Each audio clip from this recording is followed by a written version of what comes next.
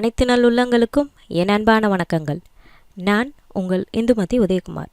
இன்னைக்கு நம்ம பார்க்க இருக்கிற சிறுகதை படித்த பெண்.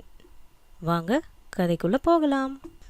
டெல்லியிலேருந்து சுந்தா பாட்டியோட மூத்த பிள்ளையோட பெண் வைத்து பேத்தி வந்திருந்தா. அதாவது கொள்ளு பேத்தி. வரும்போதே பேத்திக்கும் பாட்டிக்கும் யுத்தம் ஆரம்பமாயிடுச்சு. பேத்தியோட பேர் பத்மாசனி. வயசு 22 ஆகுது. கல்யாணம் இன்னும் ஆகலை. மெடிக்கல் காலேஜில் படிச்சுக்கிட்டு இருக்கா. இன்னும் 2-3 வருஷங்களில் தன் பேருக்கு முன்னாடி டாக்டர் பட்டத்தை போட்டுடுவா. கையில் அழகான ஒரு சின்ன ஹேண்ட்பேக்கும் உதட்டில் அவ்வளவா அழகே இல்லாத செயற்கையான சிவப்பும் முகத்தில் பட்டையாக பவுடரும் குதிகாலில் ஹை ஹீல்ஸ் பூட்ஸுமா டாக் டாக்குன்னு நடந்து வந்தவளை பார்த்த சுந்தா பாட்டி, வாடி அம்மா, துரசாணி அம்மா, வா வா அப்படின்னு வரவேற்றா. இது நான் எதிர்பார்க்காததை விட ரொம்ப பெரிய குக்கிராமமாக இருக்கே, பத்மாசனி சொன்னா. அவளுக்கு நினைவு தெரிஞ்ச நாள்லேருந்து இது வரைக்கும் சாத்தனூருக்கு வந்ததே இல்லை. டெல்லியிலேயே வளர்ந்தாலும் கூட துரசாணி அம்மா பிறந்ததெல்லாம் இந்த குக்கிராமத்தில் தான் அப்படின்னு சுந்தா பாட்டி சொன்னா. சுந்தா பாட்டி நடு கூடத்தில் போட்டிருந்த ஊஞ்சலில் உட்கார்ந்துருந்தா. சோரோரமாக போட்டிருந்த ஒரு நாற்காலியில் உட்காந்துட்டு பத்மாசனி தன் பூட்ஸுகளை கழட்டிகிட்டு இருந்தா. கடைத்தெருவுக்கு போயிட்டு திரும்பின ராஜா, அதாவது பத்மாசனியோட மாமா, வா பத்மா வா அப்படின்னு வந்தவளை வரவேற்றான். பிறகு பாட்டியும் பேத்தியும் அதுக்குள்ளேயே ஸ்நேகமாகிட்டீங்க போல இருக்கே அப்படின்னு தமாஷா கேட்டான். பத்மாசனி சிரிச்சுக்கிட்டே, பாட்டியும் நானும் ஒன்று தானே, அம்மா கூட அடிக்கடி அப்படி தான் சொல்லுவா. தன் காலில் இருக்க பூட்ஸை கழட்டிட்டு ஒரு பூட்ஸில் ஒட்டி இருந்த அழுக்க தன் கைக்குட்டையால் தொடச்சா. அப்படி என்னம்மா உங்கள் அம்மா என்னை பற்றி சொல்லியிருக்கா விசாரிச்சா பாட்டி. தலைமுடி பறக்காமல் இருக்கிறதுக்காக போட்டிருந்த கருப்பு கிளிப்பை அழுத்துக்கிட்டே பத்மாசனி சிரிச்சுக்கிட்டே சொன்னா. பாட்டிக்கும் பேத்திக்கும் யார் என்ன சொன்னாலும் எப்போவுமே கோபமே வராதுன்னு அம்மா அடிக்கடி சொல்லுவா.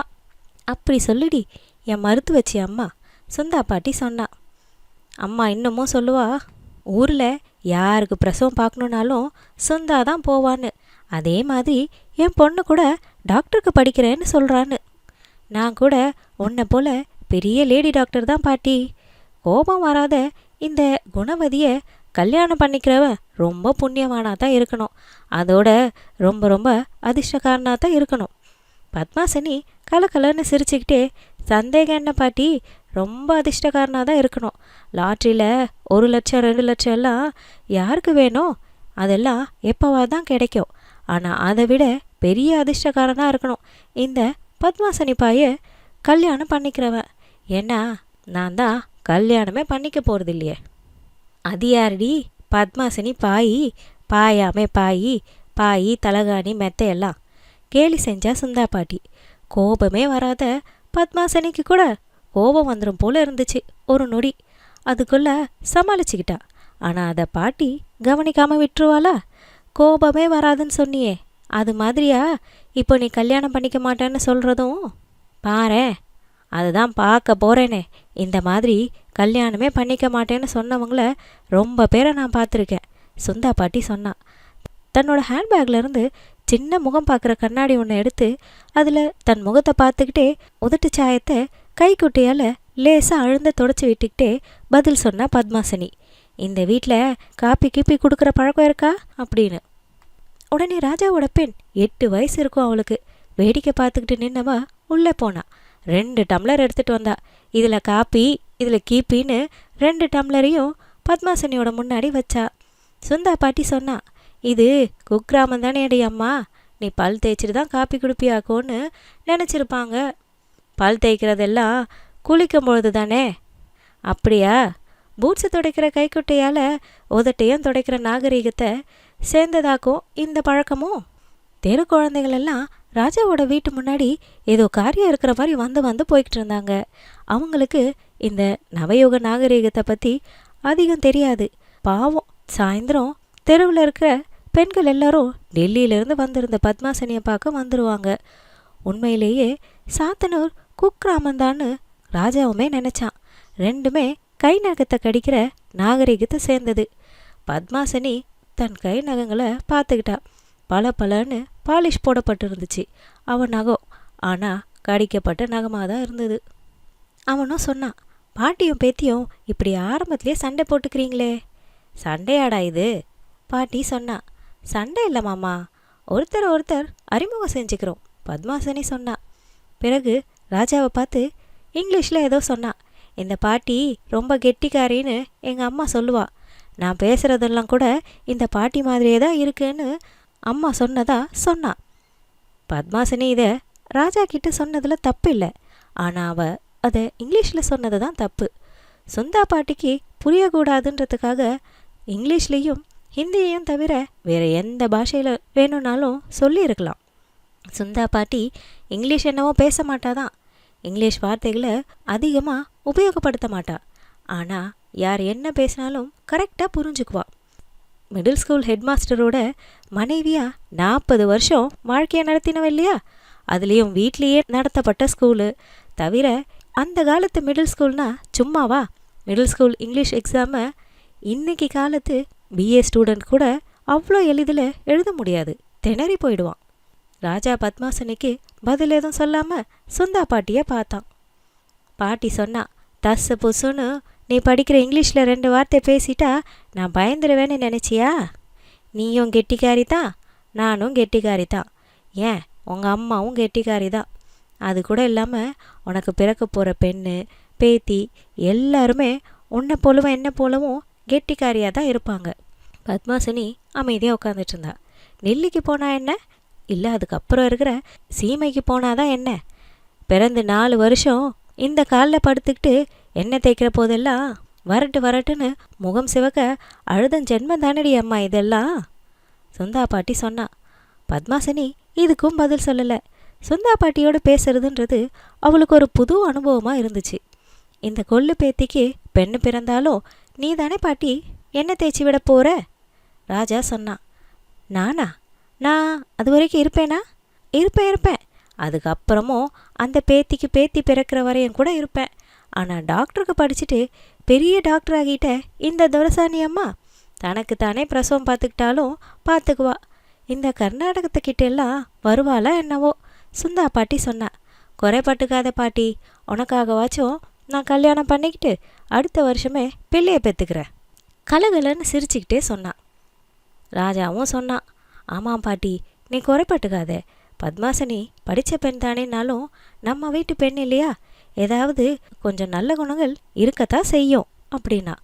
நல்ல குணங்கள் 4 பழகிக்கிட்டு போகலான்னு தானே லீவுக்கு 2 மாதம் பாட்டியோட தங்கிட்டு போக வந்திருக்கேன். பத்மாசினி சொன்னா. ஏன் பாட்டி இந்த படித்த பெண்ணெல்லாம் அப்படின்னு ராஜா ஆரம்பிச்சு, நிறைய குடம் தழும்பாதுடி, தழும்பவே தழும்பாது, நிறையாத குடம்தான் தழும்போம். எனக்கு கூட அந்த காலத்துலேயே ஒருத்தி மருமகளாக வந்து வாய்ச்சாலே அவளும் படித்த பெண்ணு தான் அப்படின்னு ஆரம்பிச்சுட்டு நிறுத்திட்டா. கதையா பாட்டி? சொல்லு. கேட்டுக்கிட்டே பத்மாசினியும் பாட்டியோட பக்கத்தில் வந்து ஊஞ்சலில் உட்காந்துக்கிட்டா. கதை இல்லைடி அம்மா, கதை இல்லை. சொல்லு பாட்டி. ஊஞ்சல் லேசாக ஆட்டிக்கிட்டே சுந்தா பாட்டி சொன்னான். எனக்கு ஸ்ரீனிவாசன்னு உருப்படாத பிள்ளை ஒன்று இருந்துச்சு. பேர் மட்டும் லட்சுமிகரமாக இருந்ததே தவிர அவன்கிட்ட மூதேவி தான் குடியிருந்தா. அப்பாவுக்கோ அம்மாவுக்கோ வீட்டில் இருந்த மற்ற எந்த பெரியவங்களுக்கோ கொஞ்சமும் அடங்காத பிள்ளை. குழந்தையா இருந்ததுலேருந்தே வீட்லேயும் வெளியிலையும் அவனுக்கு எப்போவுமே ஓயாத சண்டை தான். அவன் உடம்புல காயமில்லாத நாளே கிடையாது. ஊர் வம்பு, ஊர் சண்டை எல்லாத்தையும் விலை கொடுத்து வாங்கிட்டு வருவான். விலை கொடுக்காம கூட சில நேரத்தில் வாங்கிட்டு வந்துடுவான். அவனை நம்ம வீட்டு பிள்ளைன்னு சொல்லிக்கவே வெக்கமாக இருக்கும். ஆனால் கெட்டிக்காரன்தான். அவனுக்கு படிப்பே வரல. பள்ளிக்கூடத்து வாத்தியார் வீட்டு பிள்ளைக்கே பாடமும் படிப்பும் வரலையேன்னு ஊரார் கேலி செஞ்சாங்க.